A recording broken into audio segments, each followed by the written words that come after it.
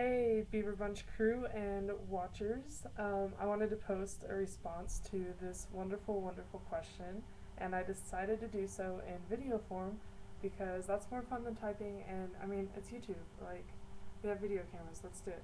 So, I wrote a little post it note of my answers. And you know what's really interesting was I was working on a paper. Well, I was procrastinating during a paper for my social work class, um, which is a values clarification paper. Um, so this is really cool that it came up right now. So let's get to it. Number one on my list is Gregory. Um, I don't know, like, he didn't really do anything wrong, in my opinion. He stood up for himself. You know, he was probably hurt to hear that Abigail had cheated on him, and so yeah, he reacted to that, and maybe he would have come around and forgiven her, but instead he got beat up. So yeah, Gregory, he's cool in my book. He's cool. Um, Number two, then, is our other like main character, Abigail. Um, I don't. The whole cheating thing is hard to forgive for, but I think I would probably forgive someone for that if they were genuine in where they were coming from. And also, like, people do crazy things. Whenever love is really intense and really emotional, they do crazy things. The other thing that I didn't like about her was the fact that she laughed at Gregory at the end for getting what he deserved or whatever. Um, that's not really cool. But like I said, she was heartbroken. Probably wasn't in the best emotional state at the time, so she's forgivable in my book. Um, Number three is Ivan. Uh, like, I understand where you guys are coming from, and that like it's really smart not to get involved in bad situations like that.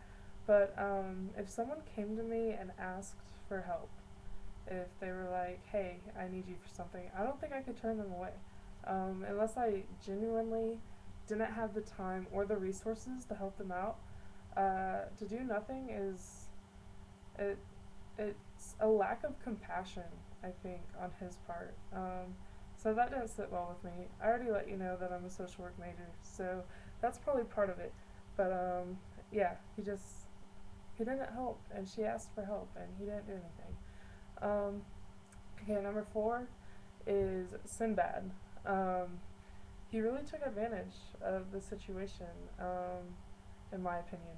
Again, uh, I understand he wanted sex, and he got that, but I feel like he was taking advantage of her emotional distress in order to get that sex, and yeah, not cool. And so finally, number five is Slug, because I mean, violence is never the answer, and the fact that like he just went and beat up this guy.